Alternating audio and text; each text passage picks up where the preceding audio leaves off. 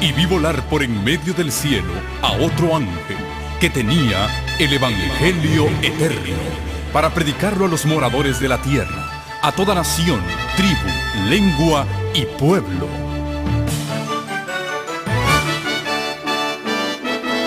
Con ustedes su programa cristiano con temas bíblicos de actualidad. Un programa que trae al mundo la verdad presente. Este es el Evangelio eterno.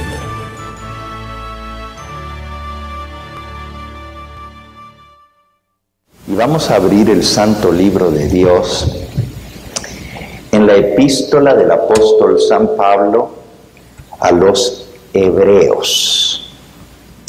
Hebreos en el capítulo 8.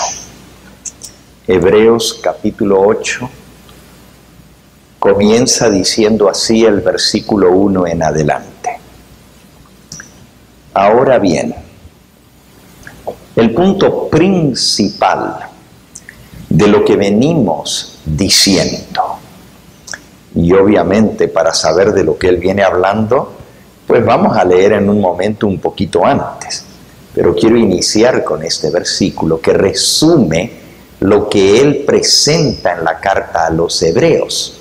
Dice, ahora bien, el punto principal de lo que venimos diciendo es que tenemos tal sumo sacerdote, el cual se sentó a la diestra del trono de la majestad en los cielos, ministro del santuario y de aquel verdadero tabernáculo que levantó el Señor y no el hombre.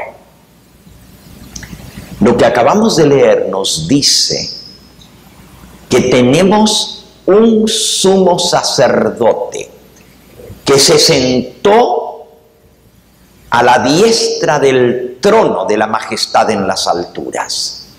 Y este sumo sacerdote que intercede por nosotros en el cielo es Cristo Jesús. Y nos dice que Él es ministro del santuario y de aquel verdadero tabernáculo que levantó Dios y no el hombre. Nos sigue diciendo en el versículo 5 que los sacerdotes que ministraban aquí en el santuario terrenal en la época del pueblo de Israel, ellos servían a lo que es figura y sombra de las cosas celestiales, como se le advirtió a Moisés cuando iba a erigir el tabernáculo, diciéndole, mira, haz todas las cosas conforme al modelo que se te ha mostrado en el monte. Así que cuando Moisés recibió la orden de erigir, de construir y levantar el tabernáculo, se le dieron instrucciones e incluso dice que se le mostró un modelo en el monte Sinaí. Dios le mostró el modelo de cómo tenía que construir ese santuario aquí en la tierra. Pero el apóstol Pablo nos dice que ese santuario era sombra y era figura de aquel verdadero tabernáculo, de aquel templo que está en el cielo y no aquí en la tierra, en el cual ministra ahora Cristo. Así que en estos días que vamos a pasar juntos, vamos a estudiar sobre la obra que hace Cristo en ese santuario que está en el cielo, en el cual Él ministra como sumo sacerdote por nosotros. Y vamos a aprender también porque la obra de Cristo es de intercesión ante el Padre. Pero sin la intercesión de Cristo no habría salvación. El santuario es el centro de operaciones de Dios para la salvación de la raza humana y de cada uno de nosotros. Por eso Cristo tuvo que ascender al cielo después de su sacrificio en esta tierra para interceder por nosotros ante el Padre y así recibir el perdón y la salvación. Así que sin la obra de Cristo en el santuario celestial, de nada serviría el sacrificio que Él hizo aquí en la tierra. Porque la obra de Cristo en el santuario celestial es ministrar, es ser sacerdote ante el Padre, interceder por nosotros, claro, en virtud de su sacrificio, por los méritos que Él logró por su muerte en la cruz, como vamos a leer en unos momentos los versículos anteriores de lo que venía hablando el apóstol Pablo. Pero a manera de introducción quiero decir que así como es de esencial la muerte de Cristo en la cruz del Calvario para nuestra salvación, así de esencial es su obra ministradora o intercesora en el santuario celestial. Pero agrego algo más. Sin la obra de Cristo en el santuario, no valdría de nada su sacrificio que hizo en la tierra. Y usted dice, ¿por qué? Bueno, porque la salvación no es solamente la paga del pecado. Con su muerte Él pagó la deuda de nuestro pecado.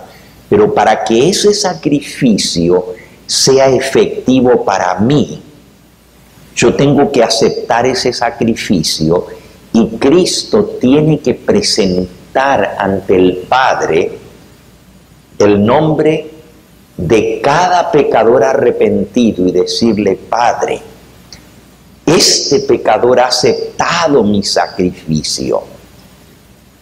Recíbelo, perdónalo en virtud de esa sangre que yo derramé. Eso se llama la intercesión de Cristo. Y es recién cuando Cristo hace esa obra de intercesión que el sacrificio de Cristo se aplica a mi vida y yo puedo ser perdonado. Pero ahora viene un punto más. Así como la obra de Cristo en el santuario celestial es indispensable para hacer válido el sacrificio de Cristo aquí en la tierra, así la obra del Espíritu Santo es indispensable para que ese sacrificio que Cristo hizo pueda efectuar mi salvación. Es decir, Cristo intercede ante el Padre, pero el Espíritu Santo trabaja en nosotros para llevarnos a Cristo, para que nosotros podamos ser salvos por el ministerio de Cristo en el santuario celestial. Entonces, estos días que vamos a pasar juntos aquí es un total de 5 temas que vamos a ver. Hoy miércoles, mañana jueves, el viernes, el sábado por la mañana y el sábado por la tarde. 5 temas y vamos a estudiar la obra de Cristo en el santuario celestial combinada con la obra del Espíritu Santo en nuestra vida para efectuar nuestra salvación. No hay otro medio de salvación. Dios estableció el templo en el cielo como el centro de la obra expiatoria de Cristo. Y es allí donde se efectúa tu salvación y la mía. Pero necesitamos entender esa obra de Cristo para poderla aceptar plenamente y cooperar con la obra del Espíritu Santo en llevarnos a recibir esa salvación que Dios nos ofrece. Volvamos ahora al libro de Hebreos y vamos a ir al capítulo 7 de lo que Pablo venía hablando antes, porque nuestro texto inicial fue: ahora bien, el punto principal de lo que venimos diciendo es este. Y entonces Pablo nos dice que tenemos un sacerdote en el cielo. Pero vamos a leer los versículos antes. Dice en el versículo 22 del capítulo 7, para tomar el hilo de lo que Pablo venía escribiendo y hablando. Dice: por tanto, bueno, vamos a leer el 21 también, el 21, el anterior, dice: porque los otros, ciertamente, los otros se refiere a los otros sacerdotes que hubo en el santuario terrenal. Los otros, ciertamente, sin juramento, fueron hechos sacerdotes. Pero este, Cristo, con el juramento del que le dijo: juró el Señor y no se arrepentirá, tú eres sacerdote para siempre, según el orden de Melquisedec. Por tanto, versículo 22, Jesús es hecho fiador de un mejor pacto. Así que hay orden de sacerdotes. Hay un orden que se llama el orden de Leví o el sacerdocio levítico. Eso lo podemos leer un poquito antes en el mismo capítulo 7. Y nos dice en el versículo 12, porque cambiado el sacerdocio, necesario es que haya también cambio de ley. Y aquel de quien se dice esto es de otra tribu, de la cual nadie sirvió al altar. Porque manifiesto es que nuestro Señor vino de la tribu de Judá, de la cual nada habló Moisés tocante al sacerdocio. Díganme, ¿de qué tribu eran los sacerdotes que servían en el santuario que levantó Moisés? ¿De qué tribu eran? De la tribu de Leví. Eso se le llama el sacerdocio levítico. Y lo pueden leer eso en el versículo 5 del capítulo 7. Ciertamente los que de entre los hijos de Leví reciben el sacerdocio. Así que el sacerdocio se recibe de los hijos de Leví, es decir, de los descendientes de Leví. De allí viene el sacerdocio levítico. Pero aquí dice que Cristo no era de la tribu de Leví, él era de la tribu de Judá, y nunca hubo ningún sacerdote de la tribu de Judá. Así que hay un cambio de sacerdocio. Y si hay cambio de sacerdocio, también hay cambio de ley de sacerdocio. Eso ya lo vamos a entender.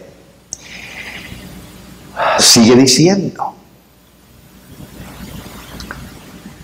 y esto, ahora estamos en el versículo 13, y aquel de quien se dice esto es de otra tribu, de la cual nadie sirvió al altar. Porque manifiesto es que nuestro Señor vino de la tribu de Judá, de la cual nada habló Moisés tocante al sacerdocio. Y esto es aún más claro, más manifiesto, versículo 15, si a semejanza de Melquisedec se levanta un sacerdote distinto, no constituido conforme a la ley del mandamiento acerca de la descendencia, sino según el poder de una vida indestructible. Los sacerdotes venían conforme a la descendencia, es decir, tenían que ser de la descendencia de Leví. Y es más, el sumo sacerdote tenía que ser de la descendencia de Aarón, que era de la tribu de Leví. Y todo sumo sacerdote era descendiente directo de Aarón. Cuando moría el sumo sacerdote, la ley de la descendencia establecía que su hijo mayor fuera el sumo sacerdote. En el caso de Aarón, él tenía más de un hijo, pero los dos hijos mayores, que eran sacerdotes, cometieron una falta muy grave, un pecado muy terrible, y cayeron muertos dentro del santuario. La presencia de Dios los fulminó. Y los dos hermanos, uno se llamaba Nadab y el otro se llamaba Abiú, fueron muertos. Así que no fue el primogénito el que tomó el sacerdocio, sino el hijo que seguía. Y así la descendencia establecía a hombres que eran puestos no por un juramento, juramentados. Por ejemplo,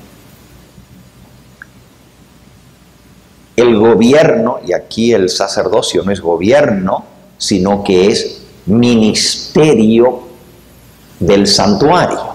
Pero para dar un ejemplo, en los países donde hay reyes, donde hay monarquías,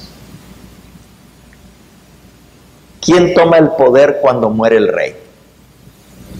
El hijo. Es de la misma manera. Pero en los países donde no hay monarquía, sino que hay democracia, el pueblo escoge al presidente de la nación, pero tiene que ser juramentado.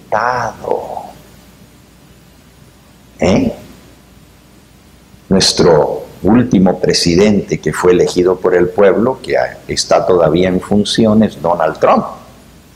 Pero él tuvo que ser juramentado presidente y así llegó a ser presidente. En el caso de Cristo, no fue por descendencia, sino que él fue hecho sacerdote por un juramento, fue juramentado. ¿Y quién lo juramentó? Dios mismo, el Padre. Sigamos leyendo. Dice el versículo 16, no fue constituido, el 16, no fue constituido conforme a la ley del mandamiento acerca de la descendencia, sino según el poder de una vida indestructible. Versículo 17, pues se da testimonio de él, tú eres sacerdote para siempre, según el orden de Melquisedec. Queda pues abrogado el mandamiento anterior a causa de su debilidad e ineficacia, pues nada perfeccionó la ley del sacerdocio, y se introduce una mejor esperanza por la cual nos acercamos a Dios. Y esto, versículo 20, no fue hecho sin juramento. Porque los otros, y ahora llegamos al versículo que acabamos de leer, los otros sacerdotes, ciertamente sin juramento fueron hechos sacerdotes, pero este Cristo, con el juramento de aquel que le dijo, juró el Señor y no se arrepentirá, tú eres sacerdote para siempre, según el orden de Melquisedec. Por tanto, Jesús llegó a ser fiador de un mejor pacto. Los otros sacerdotes llegaron a ser muchos, debido a que por la muerte no podían continuar. Mas este, Cristo, por cuanto permanece para siempre, porque Él no muere, es eterno, tiene un sacerdocio inmutable, por lo cual puede también salvar. Ahora, usted puede pensar hasta este momento que todo lo que estamos hablando son cosas técnicas del sacerdocio, pero ahora es donde llega el punto. Esto tiene que ver con nuestra salvación.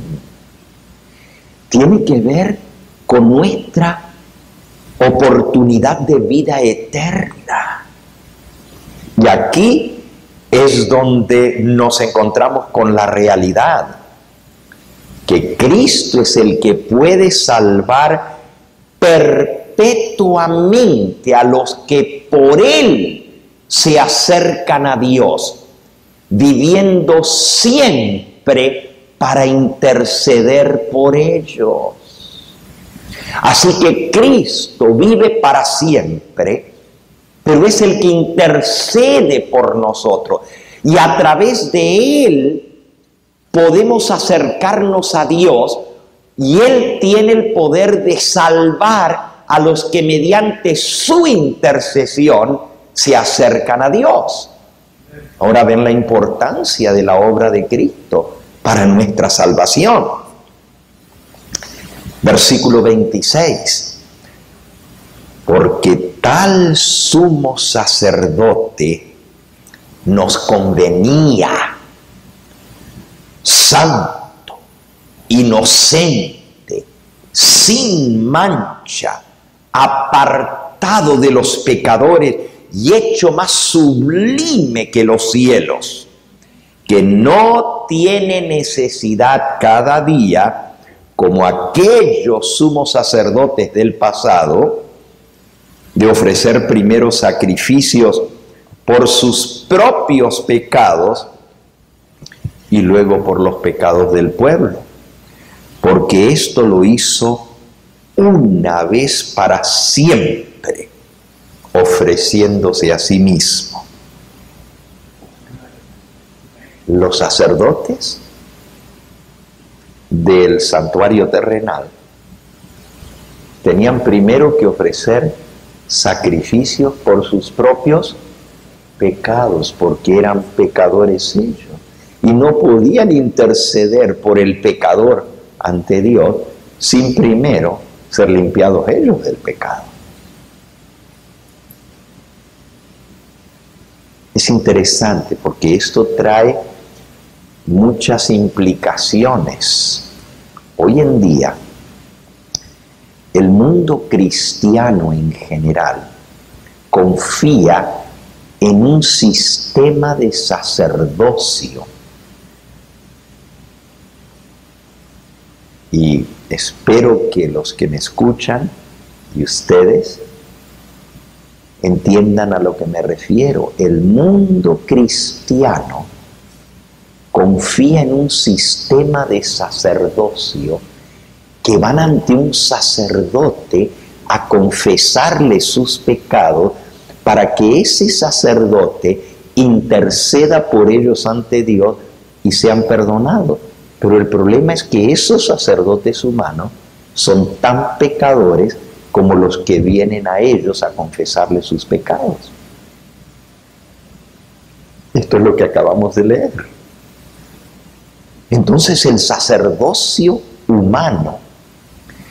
Acabamos de leer que era ineficaz y quedó abrogado ese mandamiento del sacerdocio humano para establecer un mejor sacerdocio.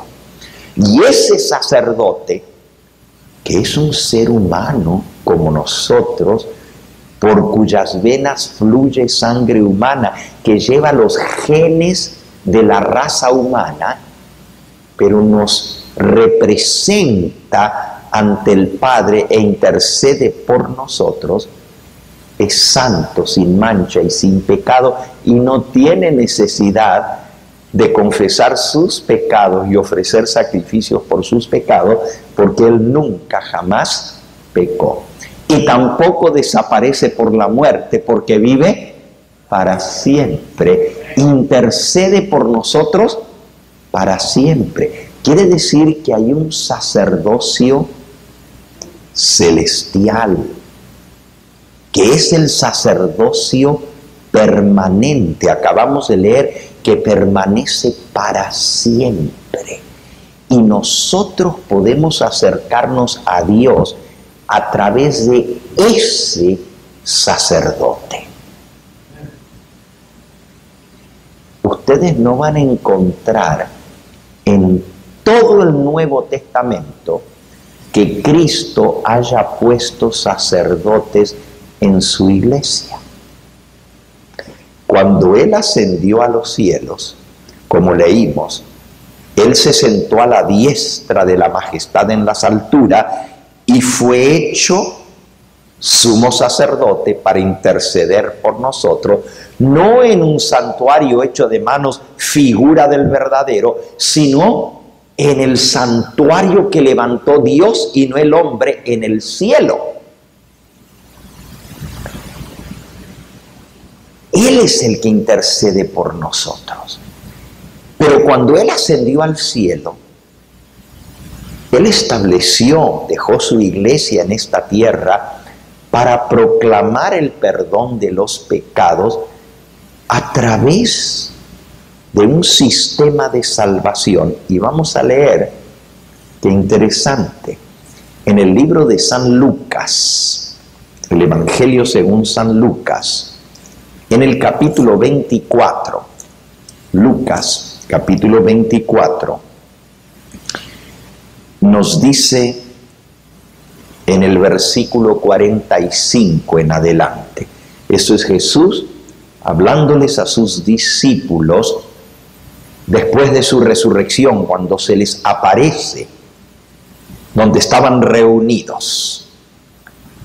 Dice, les abrió entonces el entendimiento para que comprendiesen las Escrituras, y les dijo, así está escrito, y así fue necesario que el Cristo padeciese y resucitase de los muertos al tercer día, y que se predicase en su nombre el arrepentimiento y el perdón de pecados en todas las naciones, comenzando desde Jerusalén. Y vosotros sois testigos de estas cosas. He aquí yo enviaré la promesa de mi Padre sobre vosotros, pero quedaos vosotros en la ciudad de Jerusalén hasta que seáis investidos del poder desde lo alto. Así que a sus discípulos les dijo, ustedes van a predicar el perdón de los pecados en mi nombre y van a recibir el poder del Espíritu Santo para hacer esa predicación y ser testigos para salvación y perdón de pecados. Y cuando Él asciende a lo alto, vamos ahora al libro de Efesios, Efesios en el capítulo 4, dice en el versículo 5 en adelante, un Señor, una fe, un bautismo, un Dios y Padre de todos, el cual es sobre todos y por todos y en todos. Pero a cada uno de nosotros nos fue dada la gracia. La gracia es el don inmerecido del perdón, conforme a la medida del don de Cristo. Don es un regalo. Por lo cual dice, subiendo a lo alto, llevó cautiva la cautividad y dio dones a los hombres. Y esto de que subió, ¿qué es? Sino que también había descendido primero a las partes más bajas de la tierra, y el que descendió es el mismo que también subió por encima de todos los cielos para llenarlo todo.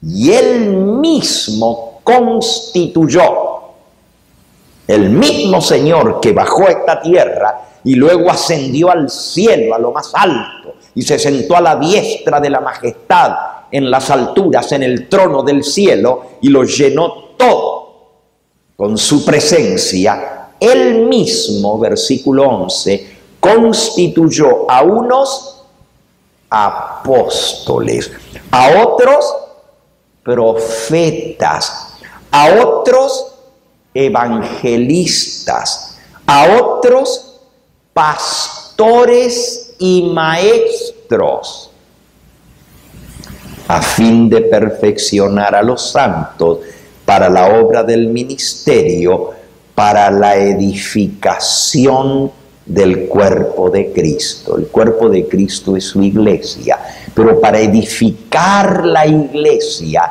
Él constituyó apóstoles, profetas, evangelistas, pastores y maestros. Él no constituyó sacerdotes aquí en la tierra en su iglesia. ¿Por qué? Porque hubo cambio de sacerdocio. Es cierto que antes de que Cristo muriera en la cruz del Calvario, había sacerdotes que ofrecían animalitos en un altar. Ahora, lo que acabamos de leer es que esto era un símbolo,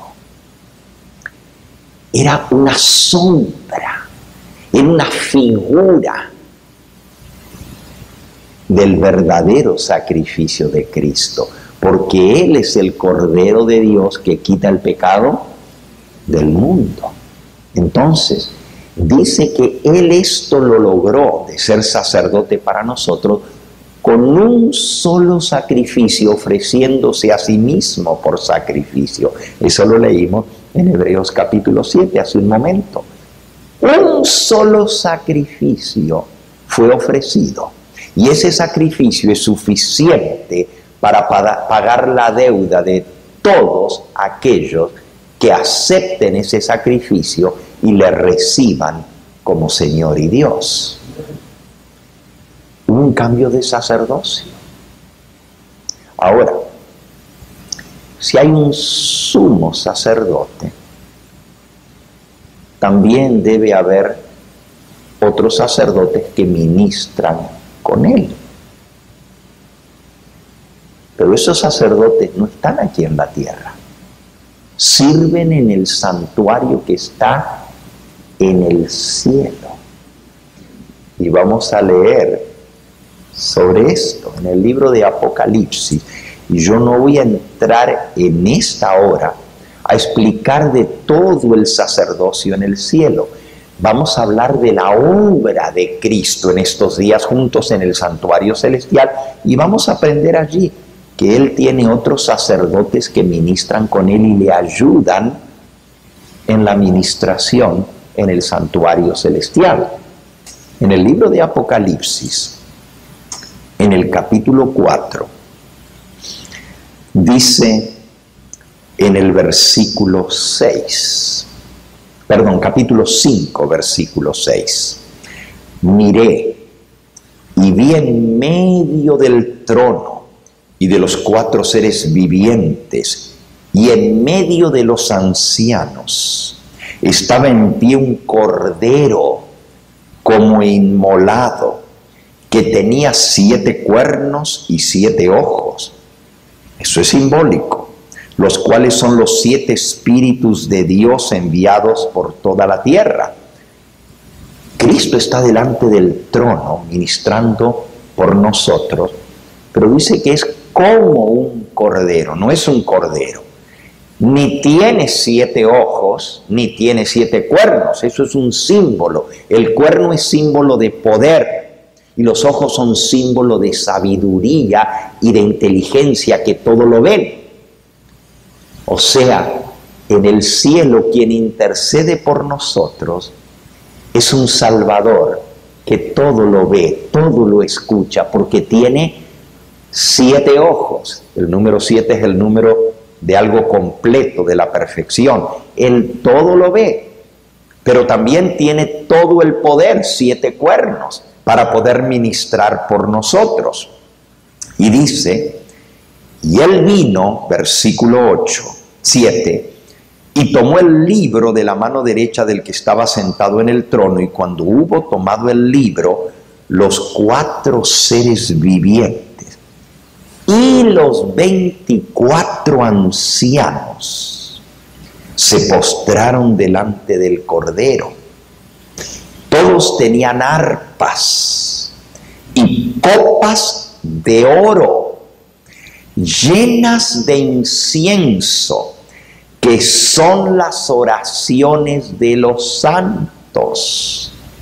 Y cantaban un nuevo cántico diciendo: digno eres de tomar el libro y de abrir sus sellos, porque tú fuiste inmolado, tú fuiste sacrificado, y con tu sangre nos has redimido para Dios de todo linaje y lengua y pueblo y nación, y nos has hecho para nuestro Dios reyes y sacerdotes, y reinaremos sobre la tierra. Así que en el cielo hay seres que fueron redimidos con la sangre de Cristo y fueron hechos reyes y sacerdotes, y ministran con Cristo en el santuario celestial. Nuevamente, Apocalipsis capítulo 1. Dice el versículo 5: y de Jesucristo, el testigo fiel, el primogénito de los muertos, el soberano de los reyes de la tierra, al que nos amó y nos lavó de nuestros pecados con su sangre, y nos hizo reyes y sacerdotes para Dios su Padre. A Él sea la gloria y el imperio por los siglos de los siglos. Amén. Así que hay seres que han sido redimidos con la sangre de Cristo, pero que fueron hechos reyes y sacerdotes con Cristo en el cielo. Quiere decir que hay un sacerdocio celestial. Pero así como Cristo, después que resucitó, aunque es hombre, usted dice, ¿aún en el cielo es hombre? Todavía como mediador en el cielo sigue siendo ser humano. Vean Primera de Timoteo, capítulo 2. Primera de Timoteo, capítulo 2. Dice el versículo 5: porque hay un solo Dios y un solo mediador entre Dios y los hombres, Jesucristo, hombre, el cual se dio a sí mismo en rescate por todos, de lo cual se dio testimonio a su debido tiempo. Así que Jesucristo, el que ministra, el que es mediador entre Dios y los hombres, es Jesucristo hombre. Todavía se le llama hombre estando en el cielo porque sigue siendo hombre. Algunos piensan que cuando Él resucitó dejó de ser hombre, que resucitó nomás en espíritu. Pero la Biblia nos dice que cuando Él resucitó, resucitó con un cuerpo humano, un cuerpo real de carne y hueso. Léanlo, de vuelta a San Lucas 24, donde estábamos leyendo hace un momento. En San Lucas 24 está la historia de la resurrección de Cristo, comenzando en el versículo 1, pero luego Él se les aparece a los discípulos que estaban reunidos y dice el versículo 36, mientras ellos aún hablaban de estas cosas, de que Jesús se les había aparecido a dos de ellos en el camino, Jesús se puso en medio de ellos y les dijo: Shalom Aleichem, paz a vosotros. Entonces, espantados y atemorizados, pensaban que veían un espíritu. Pero Él les dijo: ¿por qué estáis turbados y vienen a vuestro corazón estos pensamientos? Mirad mis manos y mis pies, que yo mismo soy. Palpad y ved. Porque un espíritu no tiene carne ni huesos, como veis que yo tengo. Y diciendo esto, les mostró las manos y los pies. Así que cuando Él resucitó con un cuerpo real, tenía carne, tenía huesos, era un cuerpo humano, y con ese mismo cuerpo ascendió al cielo, y está en el cielo como hombre, y va a regresar como hombre. Aun cuando Él haga el juicio, porque el Padre le dio a Él la autoridad de hacer todo el juicio. Léanlo, San Juan en el capítulo 6, San Juan 6, dice el versículo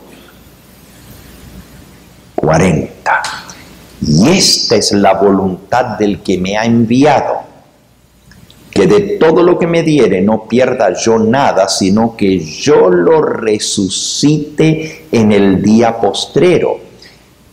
Ese era el versículo 39 y el 40.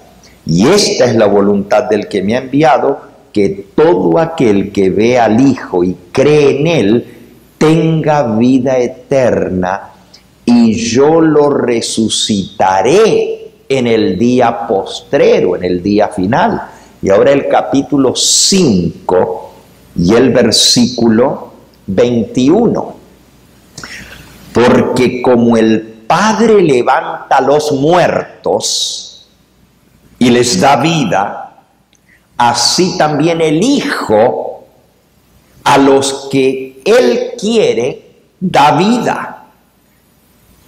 Versículo 22. Porque el Padre a nadie juzga, sino que todo el juicio lo dio al Hijo, para que todos honren al Hijo como honran al Padre. El que no honra al Hijo no honra al Padre que lo envió. De cierto os digo, el que oye mi palabra y cree al que me envió tiene vida eterna, y no vendrá a condenación, mas ha pasado de muerte a vida. De cierto os digo, viene la hora, y ahora es, cuando los muertos oirán la voz del Hijo de Dios y los que la oyeren vivirán. Versículo 26, porque como el Padre tiene vida en sí mismo, así también ha dado al Hijo tener vida en sí mismo. Versículo 27, y también le dio autoridad de hacer juicio por cuanto es el Hijo del Hombre. No os maravilléis de esto, porque vendrá la hora cuando todos los que están en los sepulcros oirán su voz. Y los que hicieron lo bueno saldrán a resurrección de vida, mas los que hicieron lo malo a resurrección ¿de qué? De condenación. Así que cuando Cristo venga, Él va a resucitar y ahí es donde va a dar vida eterna y a otros los va a condenar. ¿Ok? Ahora vayamos al libro de Hechos de los Apóstoles. Hechos en el capítulo 17. Dice el versículo 31.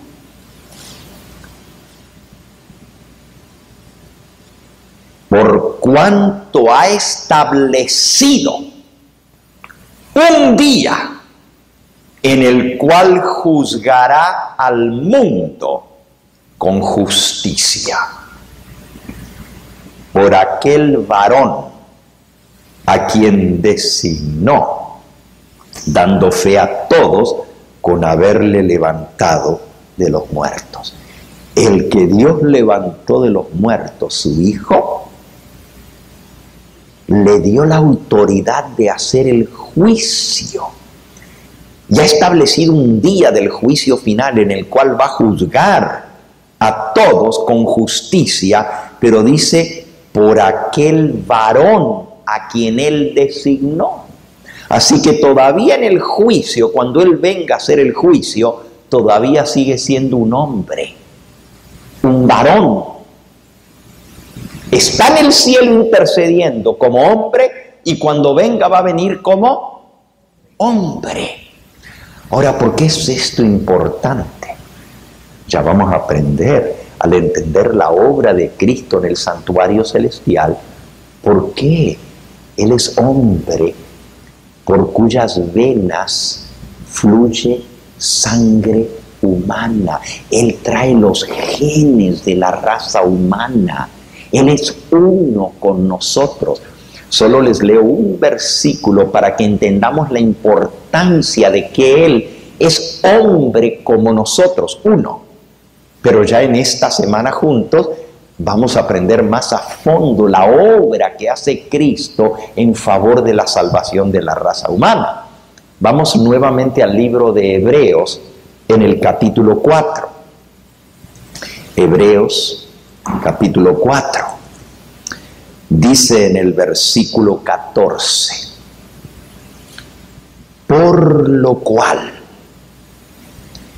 teniendo un gran sumo sacerdote que traspasó los cielos, a Jesús, el Hijo de Dios, retengamos nuestra profesión. Versículo 15.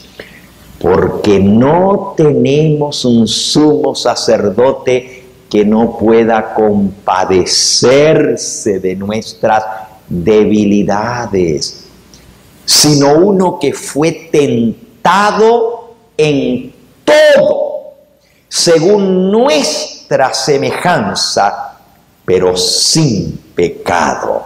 Acerquémonos pues confiadamente al trono de la gracia para alcanzar misericordia y hallar gracia para el oportuno socorro.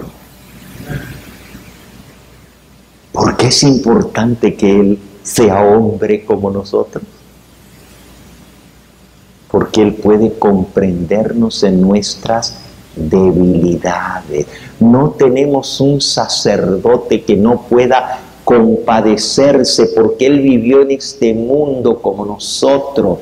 sufrió como nosotros, tenía la misma acosación, el acoso que tenemos nosotros de parte de Satanás y del pecado, y sin embargo Él no pecó.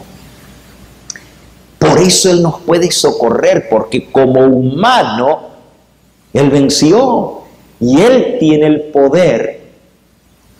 Y vamos a aprender esta semana cómo fue que Jesús venció, cómo fue que Él no pecó. Algunos dicen, Él no pecó porque Él era el Hijo de Dios. ¿Saben ustedes que Él era exactamente igual a nosotros, humanamente hablando? Ahí mismo donde tienen abierto en Hebreos, vayan a la página anterior, al capítulo 2 de Hebreos.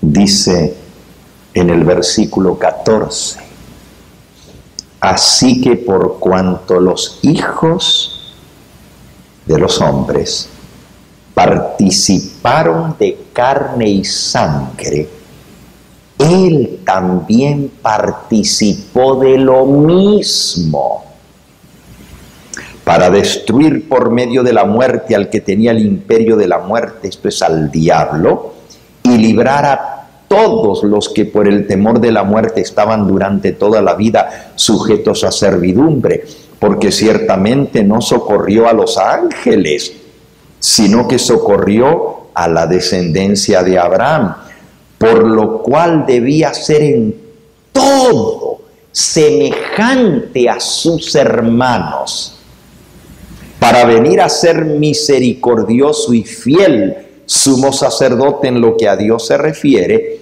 para expiar los pecados del pueblo. Pues en cuanto Él mismo padeció siendo tentado, es poderoso para socorrer a los que son tentados. Oh, mis hermanos, el tesoro que vamos a aprender del santuario en estos días es que tenemos un sumo sacerdote que tiene poder para socorrernos, tiene poder para darnos la victoria, porque nos puede comprender, porque Él padeció siendo tentado y es poderoso para socorrer a todos los que son tentados. La mayoría de la gente piensa que Jesús solamente murió por nosotros y pagó la deuda del pecado.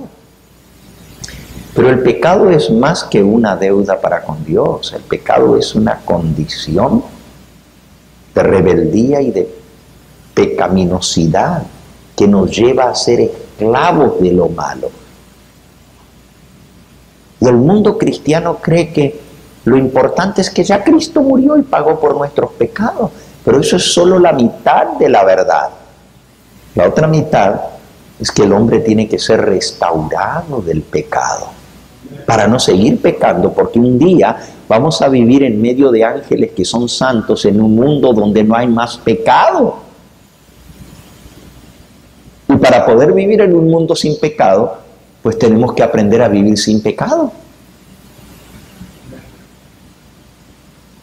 Entonces la obra de Cristo no es solamente perdonar y expiar el pecado, es socorrer a los que son tentados, es dar victoria como Él venció. Por eso Él se hizo hombre y venció como hombre el pecado, para podernos librar a nosotros del pecado y de la muerte, porque la paga del pecado es la muerte. Ahora, con su muerte Él pagó nuestra deuda, pero con su vida Él padeció siendo tentado para poder socorrer a los que somos tentados, y Él tiene el poder para darnos la victoria. Judas, versículo 24. Judas está un poquito más adelante, casi llegando a Apocalipsis. Dice el versículo 24, y solo tiene un capítulo, así que es Judas 24. Y a aquel que es poderoso para guardaros sin caída y presentaros sin mancha delante de su gloria con gran alegría al único y sabio Dios nuestro Salvador. Sea la gloria y la majestad, el imperio y la potencia ahora y por todos los siglos. Amén. Así que Jesucristo es poderoso para guardarnos sin caída. Pero hay gente que dice, no se puede vivir sin pecado. Mientras estemos en este mundo vamos a ser pecadores y siempre vamos a seguir pecando. Pero la Biblia nos enseña que tenemos un sumo sacerdote en el cielo que puede darnos la victoria sobre el pecado. Y esto es lo que vamos a aprender en estos días juntos. Pero Él no lo hace solo. Él lo hace trabajando en armonía con el Padre, ante quien intercede, y con el Espíritu Santo que trabaja en nosotros para llevarnos a Él, para recibir el poder, no solamente para ser perdonados, pero también para ser limpiados del pecado. Entonces les decía que hay un sacerdocio en el cielo, pero resulta que así como Cristo es sumo sacerdote según el orden de Melquisedec, es un sacerdocio superior al orden de Leví. Jesucristo intercede como sumo sacerdote para siempre, no tiene necesidad de ser reemplazado porque no muere. Pero los que son sacerdotes con Él en el cielo también viven eternamente, porque fueron salvados eternamente y ascendieron con Él al cielo cuando Él ascendió. Y ustedes dicen, eso yo no sabía. ¿Saben ustedes que cuando Jesús resucitó de la tumba, Él no resucitó solo? Él resucitó con una cantidad de muertos que resucitaron con Él y salieron de la tumba con Él. ¿Sí sabían eso, verdad? Y esos que resucitaron con Él ascendieron al cielo con Él. Y esos fueron hechos cuando se inauguró el santuario celestial en el cielo. Jesús fue ungido como sumo sacerdote y ellos fueron iniciados en el ministerio sacerdotal con Cristo en el cielo, y ya lo leímos. Fueron redimidos por la sangre de Cristo, pero fueron hechos reyes y sacerdotes. Y dice que todos tienen copas de oro llenas de incienso, que son las oraciones de los santos. Es decir, nuestras oraciones, ellos las traen a Cristo para que Cristo interceda por nosotros ante el Padre. Un ministerio sacerdotal en el cielo. Qué interesante. Ahora, Jesús es, volvamos al libro de Hebreos, al capítulo 7. Dice el versículo 22. Por tanto, porque Jesús es hecho sacerdote para siempre, Jesús es hecho fiador de un mejor pacto. Los otros sacerdotes, versículo 23, llegaron a ser muchos debido a que por la muerte no podían continuar, mas este, Cristo, por cuanto permanece para siempre, tiene un sacerdocio inmutable que no cambia, por lo cual puede también salvar perpetuamente a los que por Él se acercan a Dios, viviendo siempre para interceder por ellos. Acabamos de leer Hebreos capítulo 7, versículos 22 al 25. Entonces, esto es importante porque tiene que ver con nuestra eterna salvación. Tiene que ver con la obra de Cristo que intercede por nosotros en el cielo. Pero dice que Él fue hecho fiador de un mejor pacto. ¿Cuántos pactos hay?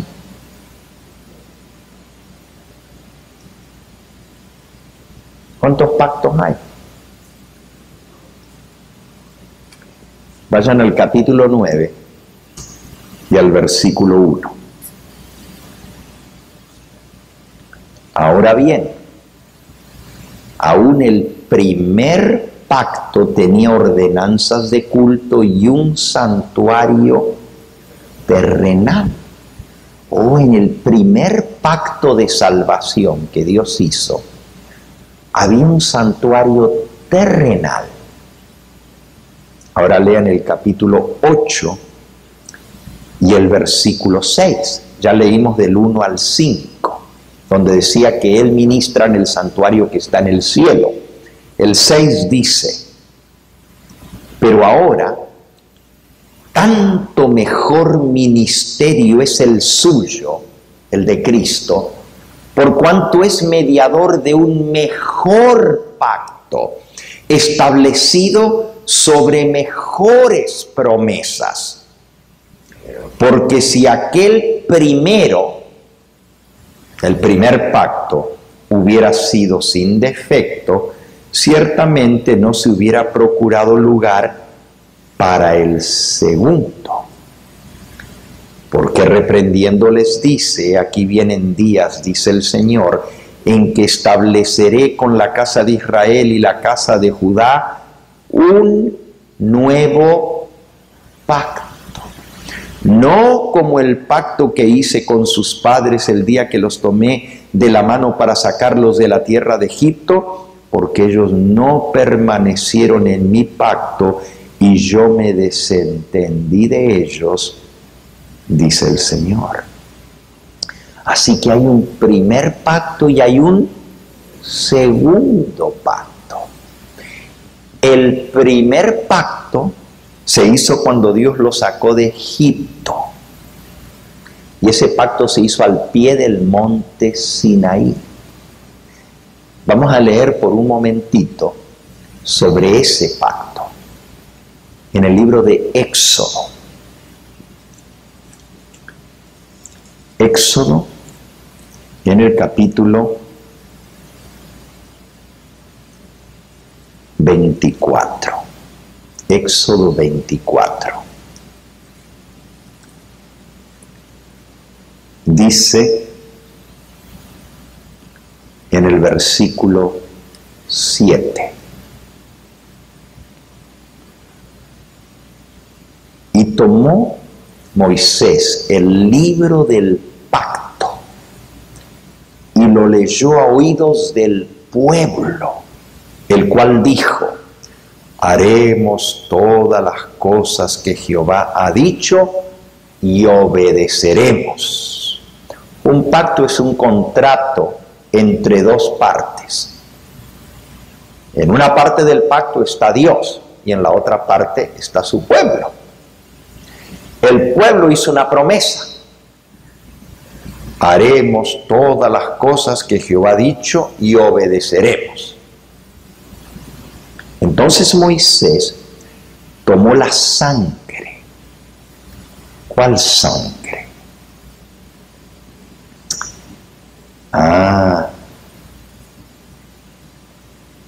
Dice en el versículo 5: envió a jóvenes de los hijos de Israel, los cuales ofrecieron holocaustos, sacrificios y becerros como sacrificios de paz a Jehová.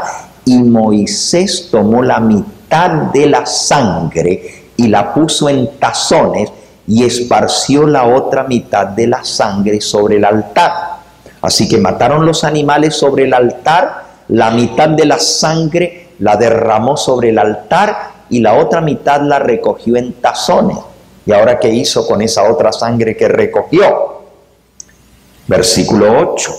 Entonces Moisés tomó la sangre y roció sobre el pueblo y dijo: He aquí la sangre del pacto que Jehová ha hecho con vosotros sobre todas estas cosas. Así que el primer pacto se hizo con sangre de animales. Y con la sangre de animales se ratifica el pacto, pero también con la sangre de animales se obtiene el perdón de los pecados. Pero ya nosotros leímos que eso era un símbolo hasta que viniera Cristo. Ahora, cuando viene Cristo, miren lo que Él dice. Mateo 26, versículo 27. Tomando la copa y habiendo dado gracias, les dio diciendo: bebed de ella todos. Versículo 28, Mateo 26, 28. Porque esto es mi sangre del nuevo pacto, que por muchos es derramada para remisión de los pecados. El nuevo pacto es en la sangre de Cristo. Es mi sangre del nuevo pacto que por muchos es derramada para remisión, para perdón de pecado. En el antiguo pacto el perdón era a través de la sangre de animales. En el nuevo pacto el perdón es a través de la sangre de Cristo mismo, que se ofreció como sacrificio por nosotros. Ahora, volvamos al libro de Hebreos. Estos días vamos a estar estudiando bastante del libro de Hebreos, porque es el libro sobre el sacerdocio de Cristo en el cielo y lo que Él está haciendo ahora por nosotros en el cielo. En Hebreos dice en el capítulo 9, que acabamos de leer el versículo 1, dice así. Hebreos 9:1. Ahora bien, aún el primer pacto, es más, leamos el versículo anterior al que estamos leyendo, es decir, el 8:13. 8:13. Al decir nuevo pacto, ha dado por viejo al primero, y lo que se da por viejo y se envejece está próximo a desaparecer.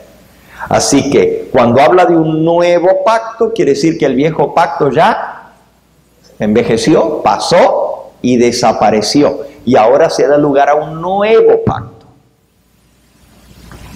Esto es bien importante que lo entendamos, porque hay millones de personas hoy en día, millones, y estamos hablando de 1.000 millones de personas alrededor del mundo que confían en un sacerdocio que tiene un sumo sacerdote humano que se sienta en un trono, en un templo hecho de manos, situado en la ciudad de Roma. Y se le llama sumo pontífice. Pontífice quiere decir sacerdote. Sumo pontífice romano. Pero él no está solo. Él tiene una cantidad de sacerdotes que él mismo ordena para el sacerdocio, que ministran en ese sistema de sacrificios que se llama el sacrificio de la misa, y se ofrece por todas partes de la tierra el sacrificio de Cristo. Y millones de personas alrededor del mundo creen a pie juntilla que para salvarse tienen que ir ante un sacerdote, confesar sus pecados y comulgar y tomar del sacrificio de la misa para recibir el perdón de los pecados. Y sin eso no hay salvación. Tienen que participar de los sacramentos para ser salvos.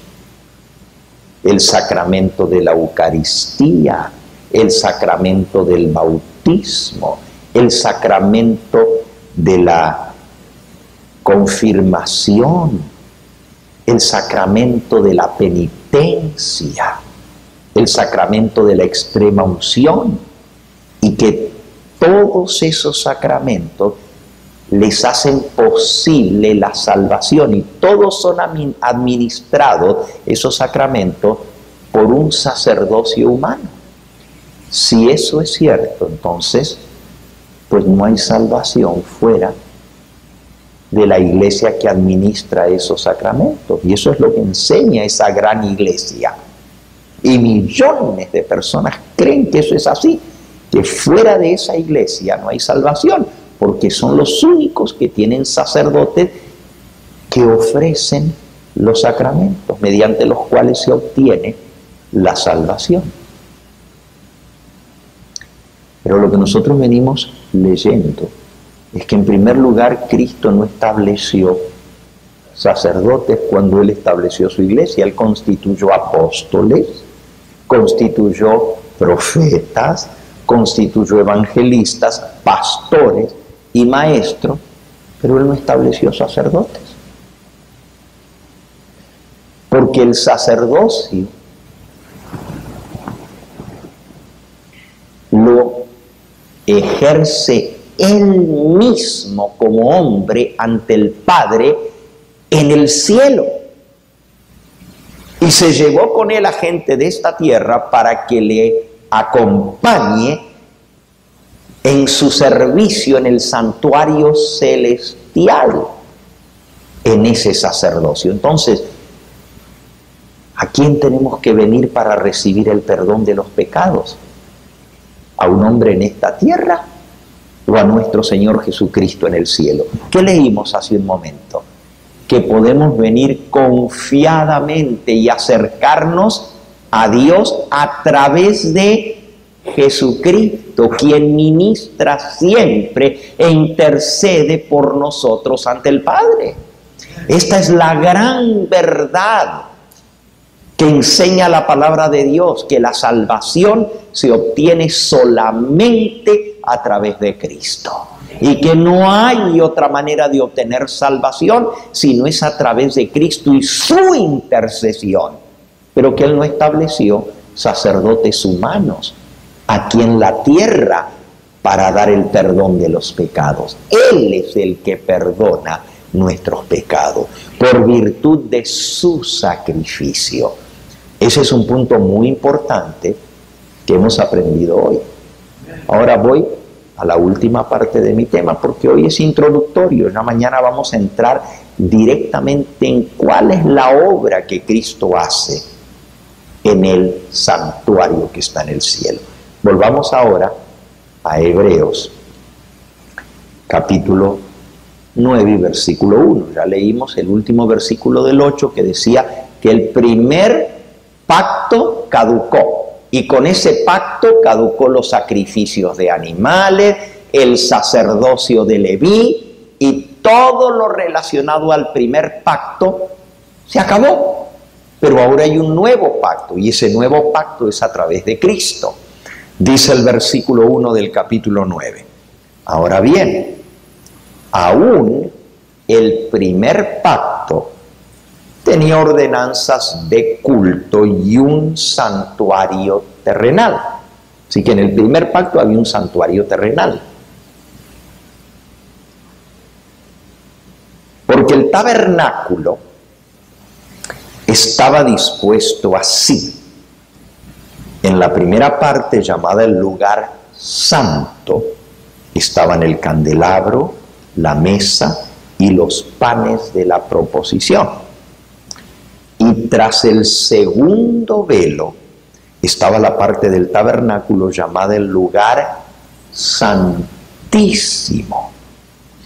el cual tenía un incensario de oro y el arca del pacto cubierta de oro por todas partes, en la que estaba una urna de oro que contenía el maná, la vara de Aarón que reverdeció y las tablas del pacto.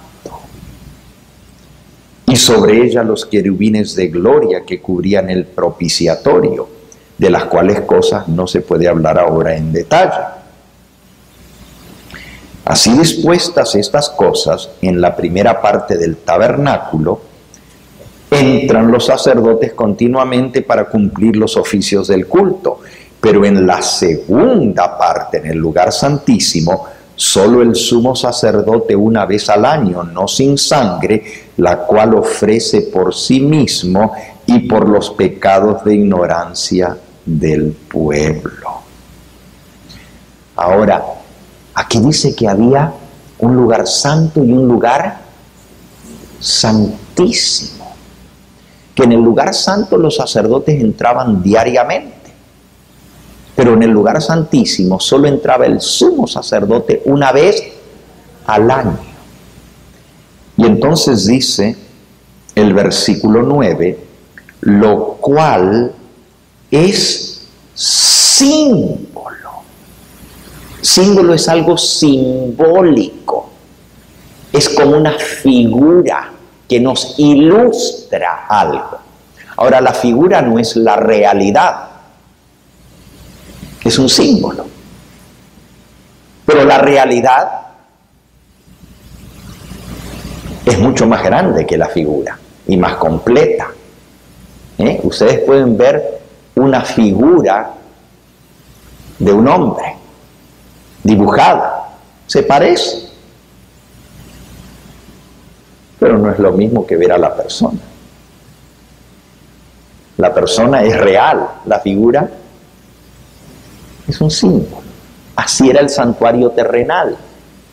Era una figura del santuario celestial. Sigue diciendo, lo cual es símbolo para el tiempo presente, según el cual se presentan ofrendas y sacrificios que no pueden hacer perfecto en cuanto a la conciencia al que practica ese culto, ya que consiste solo de comidas y bebidas, de diversas abluciones y ordenanzas acerca de la carne, impuestas hasta el tiempo de reformar las cosas. Pero estando ya presente Cristo, sumo sacerdote de los bienes venideros, por el más amplio y más perfecto tabernáculo, no hecho de manos, es decir, no de esta creación, no hecho de manos aquí en la tierra, y no por sangre de machos cabríos ni de becerros, sino por su propia sangre. Ya no es sangre de animalitos, sino por la sangre del Hijo de Dios. Entró una vez para siempre en el santuario, habiendo obtenido eterna redención. Así que ahora Él entró, ¿dónde? En el santuario.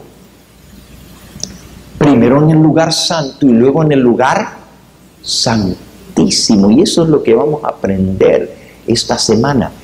¿Qué hizo Cristo desde que ascendió al cielo? ¿Y cuándo entró Él al lugar santísimo?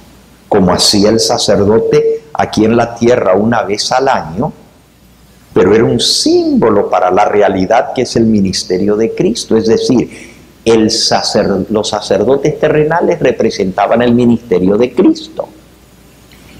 El sumo sacerdote representaba al sumo sacerdote celestial.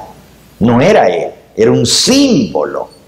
Y así como el sumo sacerdote entraba en el lugar santísimo detrás del velo, también Cristo iba a entrar en el lugar santísimo detrás del velo, así como lo hacía el sacerdote. Y vamos a aprender cuándo era que entraba y qué iba a hacer en el lugar santísimo. Pongamos por un momento una imagen, una figura en la pantalla del santuario. Y vamos a ver cómo estaba constituido el santuario. El lugar santo y el lugar santísimo, como acabamos de leer. Vean, allí pueden ver ustedes lo que se conoce como el tabernáculo del desierto o el santuario o tabernáculo terrenal. Si ustedes ven, todas las carpas, las tiendas donde habitaba el pueblo de Israel por sus familias, están en torno al tabernáculo, y allá al fondo se ve el monte Sinaí, donde Dios descendió a proclamar su ley como base del pacto. Pero entonces, en el centro de todo el campamento de Israel, en el centro mismo, estaba el tabernáculo. Y el tabernáculo está todo rodeado por una cortina blanca. Ese patio alrededor del edificio propiamente dicho se llama el atrio exterior. En inglés, the outer court, la corte o el atrio exterior, the outside court. Nosotros le diríamos el patio de afuera, en lenguaje actual, ¿verdad? El patio de afuera del edificio, pero también era santo. ¿Ok? Y luego, ustedes ven que en el patio de afuera, que se llama el atrio, está lo primero, lo que está en fuego, que está quemando, es el altar de sacrificio. Y luego está una fuente con agua, ese se llama el lavacro. Son los dos mobiliarios que hay en el atrio. Y luego, si entramos ya dentro de la carpa propiamente, la que tiene el techo de color café, ahí encontramos el lugar santo y detrás de las columnas el lugar santísimo, solo que el velo que divide está levantado. Si ustedes lo ven, la cortina está corrida hacia un lado, a la derecha, para que podamos ver detrás. Aquí en el lugar santo está el candelabro de 7 brazos, está el altar del incienso, y detrás del sacerdote, no se alcanza a ver allí, está la mesa de los panes de la proposición. En la próxima diapositiva quizás podemos ver, allí lo podemos ver. Ahí pueden ver las dos divisiones del santuario. A mano derecha, el lugar santo, y está dividido por una cortina al medio. ¿Ok? Y en el lugar santo, alcanzan a ver a ustedes allí que hay 3 mobiliarios. Aquí está la mesa de los panes de la proposición, al otro lado está el candelabro de 7 brazos, y frente al velo que divide el lugar santo del lugar santísimo está el altar del incienso.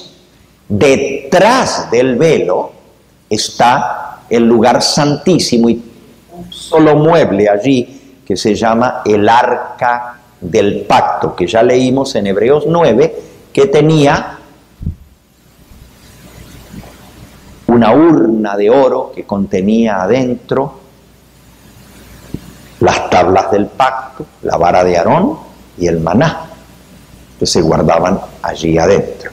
No sé si hay otra diapositiva que podamos ver más claramente. Muy bien, allí tenemos el atrio y luego el lugar santo y finalmente el lugar santísimo. Y vean, repasando ahora el mobiliario. En el atrio, esto que va todo alrededor, ya lo vieron ustedes en la lámina, ahora está en bosquejo, ¿verdad? Nomás con líneas. Aquí pueden ver todo el patio de alrededor, eran cortinas, si ustedes recuerdan en la diapositiva anterior, y en el atrio estaba el altar del sacrificio y el lavacro. En el lugar santo, la mesa de los panes de la proposición, el altar del incienso frente al velo y el candelabro de 7 brazos. y detrás del velo que divide el lugar santo del lugar santísimo está el arca del pacto, donde entraba el sumo sacerdote una sola vez al año. Todo esto es símbolo, era una figura del templo que está en el cielo.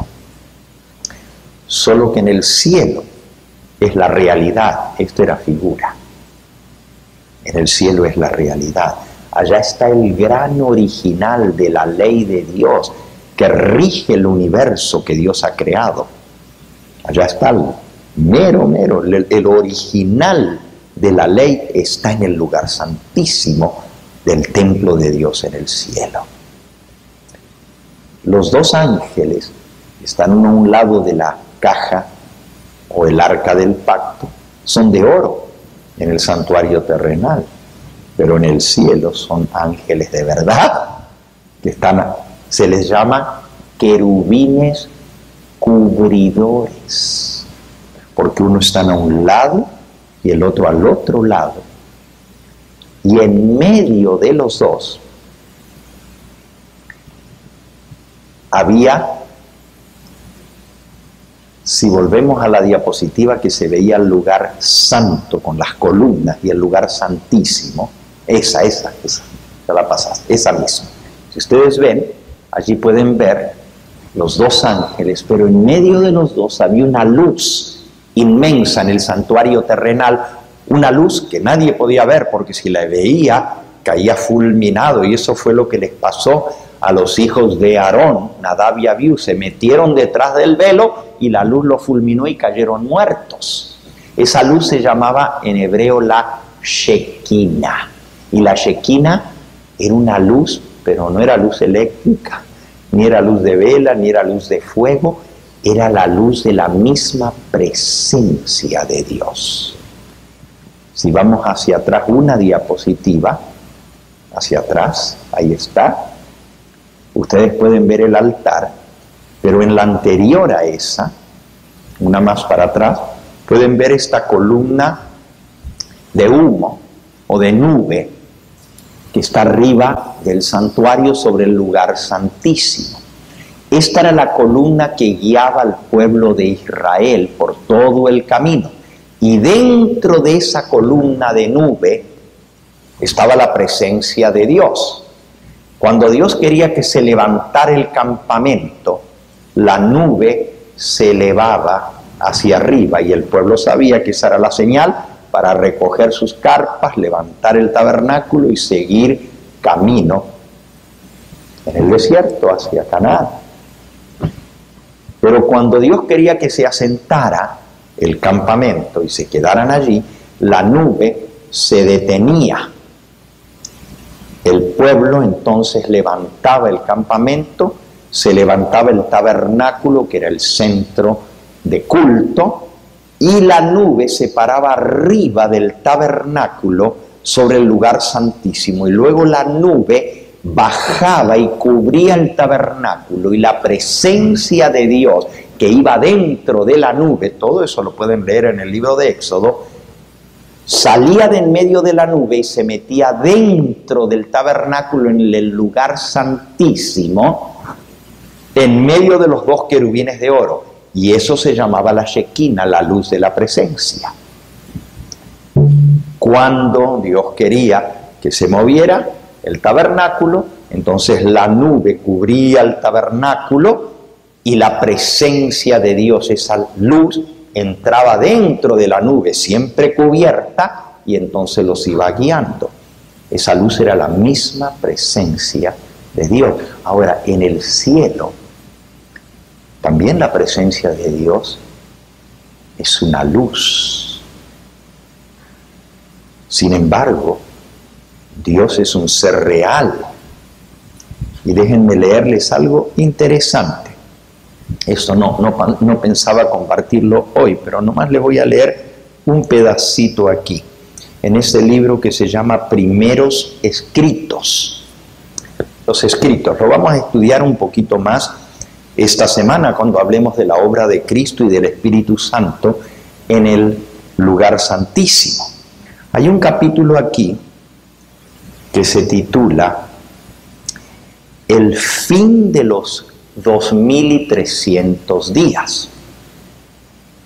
En este capítulo, no lo voy a leer ahora, ya lo vamos a estudiar, porque vamos a estudiar cuándo fue que Cristo entró del lugar santo al lugar santísimo, como lo hacía el sacerdote, y eso fue al final de los 2300 días de la profecía de Daniel 8:14, pero eso es para más adelante, esta semana. Ok, dice así. Esta es una visión que Dios le mostró a Elena de White. Dice: vi un trono y sobre él se sentaban el Padre y el Hijo. Recuerden que ya lo leímos en Hebreos 8:1. El primer versículo que leímos esta noche, donde decía que Cristo se sentó a la diestra de la majestad en los cielos, del trono de la majestad en los cielos. Así que Cristo se sentó a la diestra del Padre. Eso es lo que el Señor le mostró a Elena de White. Dice: vi un trono y sobre él se sentaban el Padre y el Hijo. Me fijé en el rostro de Jesús y admiré su hermosa persona. No pude contemplar la persona del Padre, pues lo cubría una nube de gloriosa luz. Ni aun Elena de White en visión pudo ver la persona del Padre, porque estaba todo cubierto de una gloriosa luz.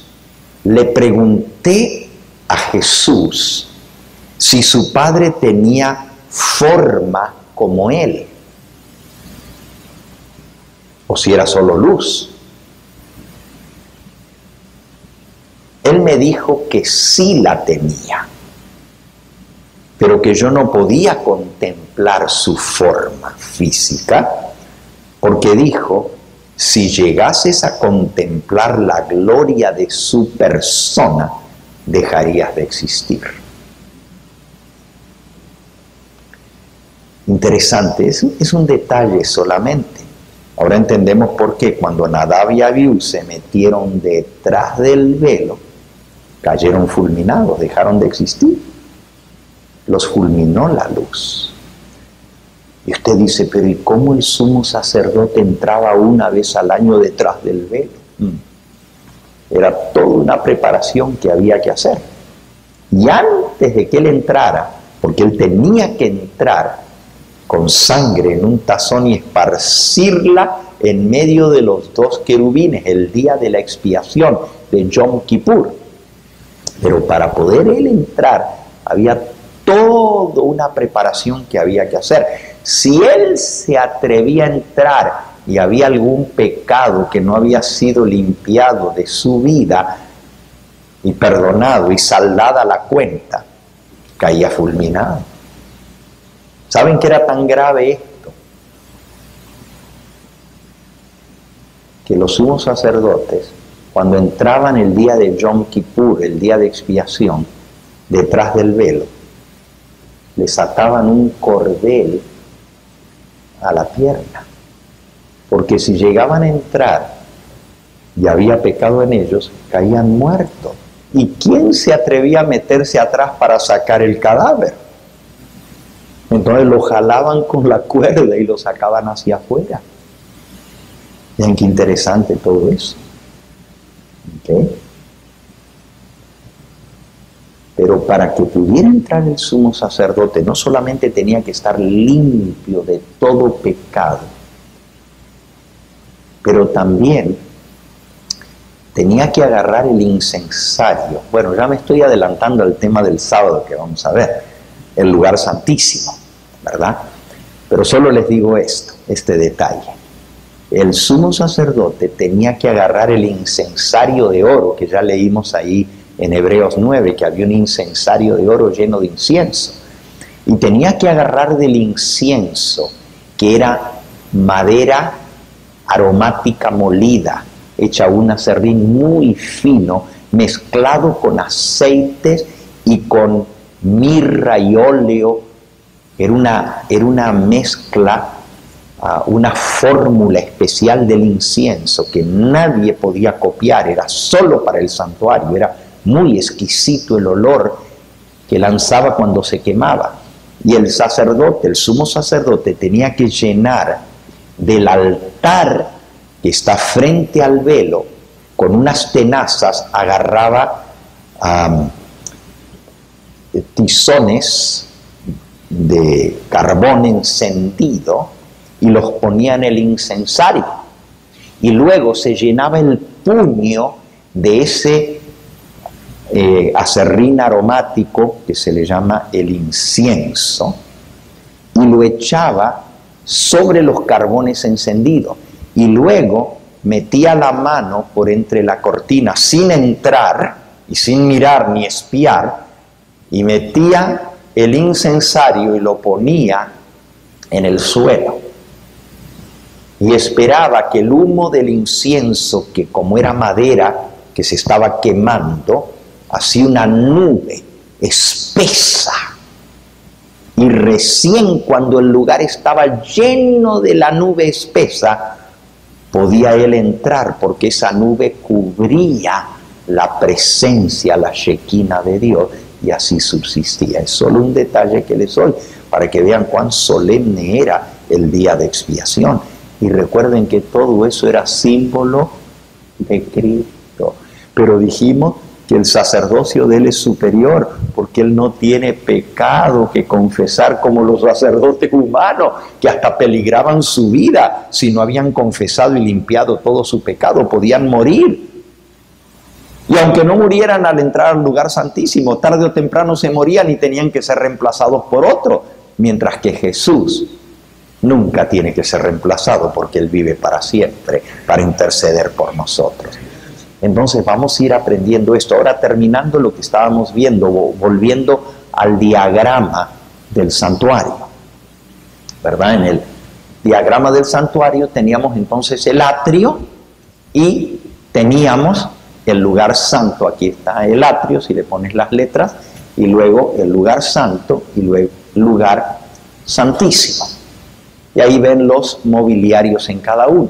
Son tres partes del santuario: el atrio, el lugar santo y el lugar santísimo. Y estas tres partes del santuario simbolizan las tres fases del ministerio sacerdotal de Cristo.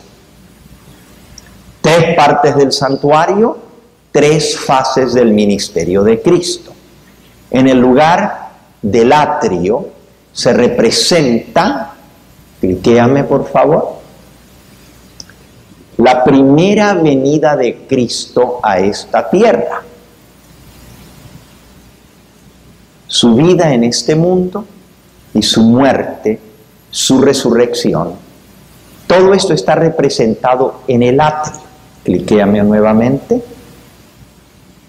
Él viene como siervo sufriente, como víctima expiatoria.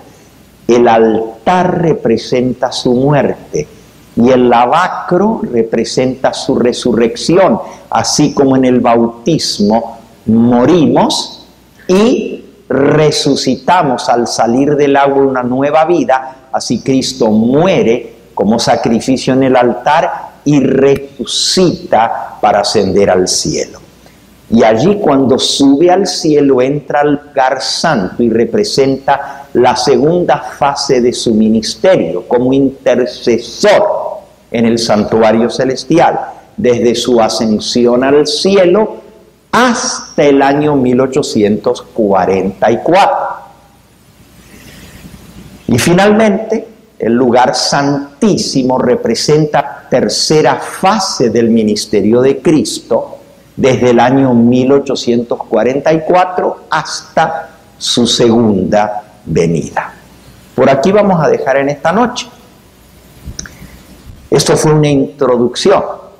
Entonces, día a día vamos a ir estudiando el ministerio de Cristo y del Espíritu Santo, porque, como vamos a aprender mañana, hoy fue la introducción al ministerio de Cristo. Mañana les voy a dar, mañana jueves, la introducción a la obra del Espíritu Santo en relación con el ministerio de Cristo, porque van juntas. Y luego nos quedan 3 temas, el del viernes, el sábado por la mañana y el sábado por la tarde. Entonces, hoy vemos cómo el santuario terrenal era símbolo del santuario celestial, cómo el ministerio sacerdotal era símbolo del ministerio celestial de Cristo como sumo sacerdote, y cómo el ministerio terrenal del sacerdocio, que era de la tribu de Leví, caducó, terminó, desapareció para dar lugar al sacerdocio según el orden de Melquisedec. Y Cristo es ahora el sumo sacerdote junto con aquellos que resucitaron con él y fueron hechos reyes y sacerdotes con él en el santuario celestial. ¿Okay? Mañana entonces vamos a ver la obra del Espíritu Santo en todo esto. Y el viernes vamos a entrar al santuario, al atrio. Y el sábado por la mañana vamos a entrar al lugar santo y el sábado por la tarde vamos a entrar al lugar santísimo, a ver la obra de Cristo en el plan de redención y lo que esto significa para nuestra vida. Es maravilloso poder aprender del plan de redención a través de los símbolos que Dios mismo estableció, porque estos no fueron inventados por el hombre, Dios se los reveló. Es más, Dios le dijo a Moisés que construyera ese tabernáculo y era una figura, era como una representación, pero no lo real, sino como una representación, con respeto lo digo, ¿verdad? Sin deseo de menospreciar lo que se hacía, pero era como una representación teatral, era como un teatro. El teatro no es lo real, sino que representa lo real, pero no está sucediendo allí. Cuando usted ve una representación teatral, es solo una representación.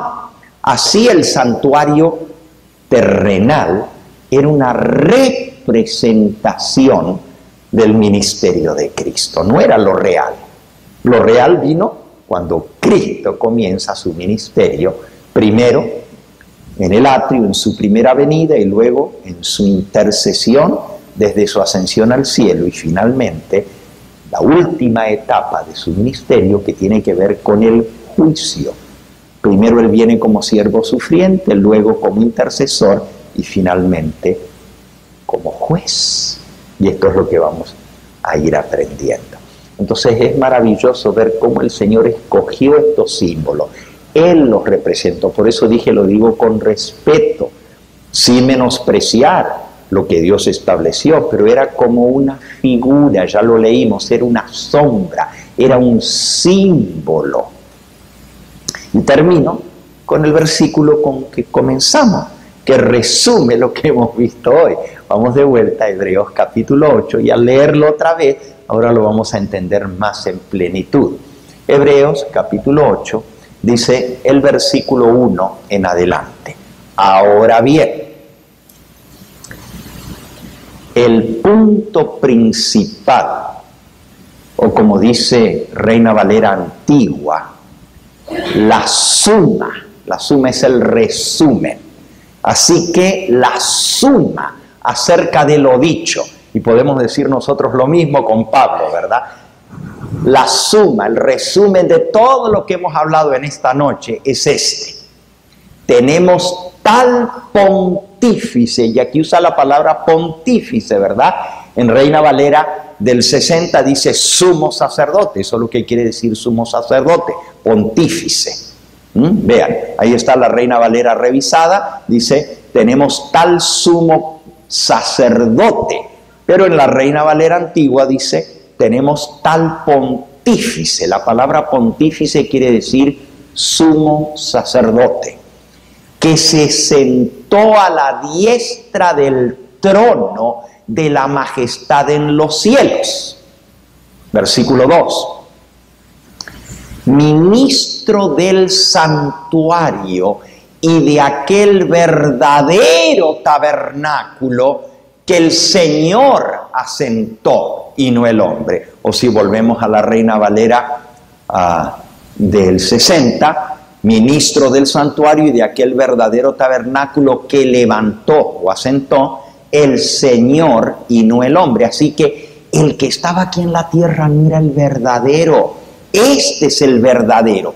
El verdadero tabernáculo es el que levantó el Señor y no el hombre. El de aquí lo levantó el hombre, pero no era el real, era la figura, era el símbolo, era el teatro, pero aquel es el verdadero. ¿Ok?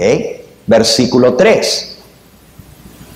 Porque todo sumo sacerdote está constituido para presentar ofrendas y sacrificios, por lo cual es necesario que también Cristo, tenga algo que ofrecer. Versículo 4.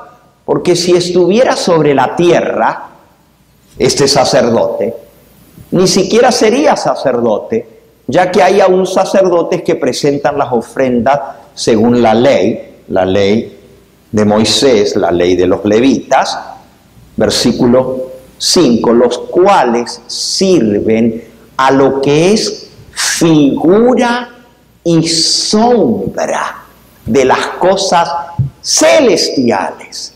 Así que lo terrenal era figura y sombra de las cosas celestiales, como se le advirtió a Moisés cuando iba a erigir el tabernáculo, diciéndole: mira, haz todas las cosas conforme al modelo. Un modelo no es la realidad. Nosotros le llamamos a un modelo una maqueta, ¿verdad? Una maqueta, un modelo. Cuando se va a construir algo, el constructor o el arquitecto hace un modelo y a eso le llamamos la maqueta. Es casi igualito que el real, pero es chiquitito. Es en miniatura, pero nos da una idea de cómo es o cómo va a quedar el edificio real.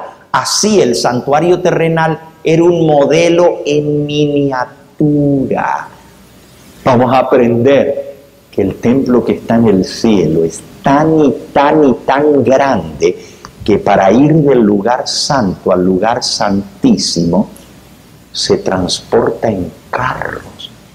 Y el trono tiene ruedas para moverlo de un lugar a otro, que son ruedas de fuego. Y un carro recoge al Padre y lo lleva del lugar santo al lugar santísimo, porque es muy grande. Bueno, eso es para más adelante, ¿ok? Entonces, terminando el versículo, haz todas las cosas conforme al modelo que se te ha mostrado en el monte. Versículo 6. Pero ahora, tanto mejor ministerio es el suyo, el de Cristo, cuanto es mediador de un mejor pacto establecido sobre mejores promesas. Versículo 7. Porque si aquel primer pacto hubiera sido sin defecto, ciertamente no se hubiera procurado lugar para el segundo. Así que hay un primer pacto y hay un segundo pacto. Versículo 8. Porque reprendiéndolos dice: aquí vienen días, dice el Señor, en que estableceré con la casa de Israel y la casa de Judá un nuevo pacto. Y nosotros tenemos el privilegio de vivir bajo ese nuevo pacto en la sangre de Cristo Jesús. Ya no tenemos que venir a un santuario terrenal y a un sacerdote humano a confesar nuestros pecados sobre la cabeza de un animalito, porque ya el verdadero Cordero de Dios derramó su sangre por nosotros. Ahora podemos venir directamente al santuario celestial y acercarnos confiadamente. Y todos aquellos que a través de Cristo se acercan a Dios pueden obtener eterna salvación por los méritos de Cristo. Pero en cada una de estas fases del ministerio de Cristo hay lecciones preciosas que aprender. ¿Qué representa El altar ya lo vimos, la muerte de Cristo. ¿Qué representa el lavacro? Su resurrección. ¿Qué representa la mesa de los panes? ¿Qué representa el altar del incienso en el lugar santo? ¿Qué representa el candelabro de 7 brazos? ¿Y qué representa el arca del pacto? Que tiene 2 querubines a cada lado. Ya les mencioné que los querubines en el santuario terrenal eran de oro, pero ya en el cielo son reales. Aquí en la tierra era una luz de la presencia, pero en el cielo es la misma persona del Padre que está en medio de los querubines. Y por lo tanto, si debajo de donde estaba la luz estaba la ley de Dios, significa que la ley de Dios es el fundamento sobre el cual se asienta todo el gobierno divino. En el cielo y en la tierra y en toda la creación de Dios rige esa ley. ¡Qué interesante! Entonces, el arca del pacto representa el trono de Dios. Por aquí terminamos en esta noche y hemos visto el resumen de todo lo que vimos. Vamos a darle gracias a Dios por esa sangre preciosa que fue derramada en el nuevo pacto que Dios hizo para nuestra salvación. Vamos a postrarnos de rodillas para orar.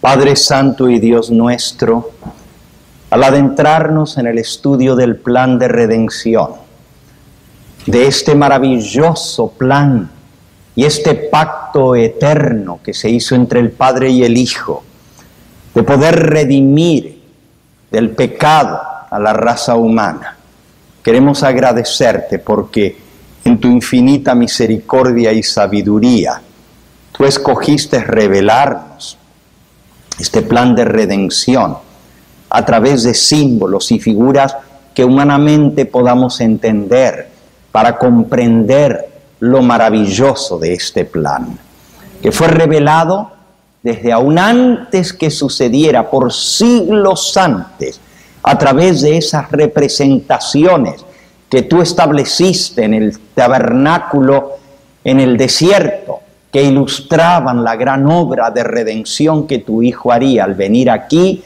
al vivir, al morir, al resucitar y al ascender al cielo por nosotros.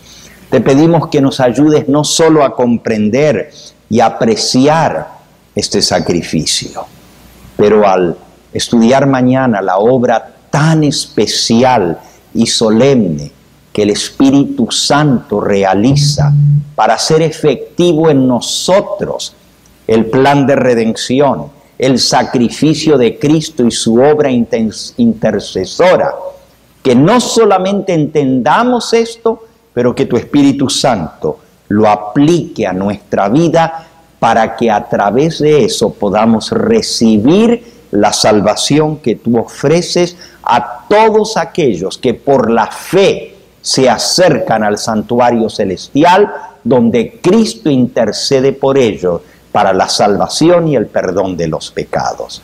Danos tu bendición al retirarnos en esta hora, tráenos nuevamente en el día de mañana y que muchos más que hoy nos han escuchado a través de los medios de comunicación, a través del canal, puedan acercarse el día de mañana y estar presente con nosotros aquí en la iglesia de Glendale para continuar este estudio fascinante de tu palabra. Danos pues tu paz y tu bendición, te lo pedimos en el nombre precioso de Cristo Jesús. Amén, Señor. Amén.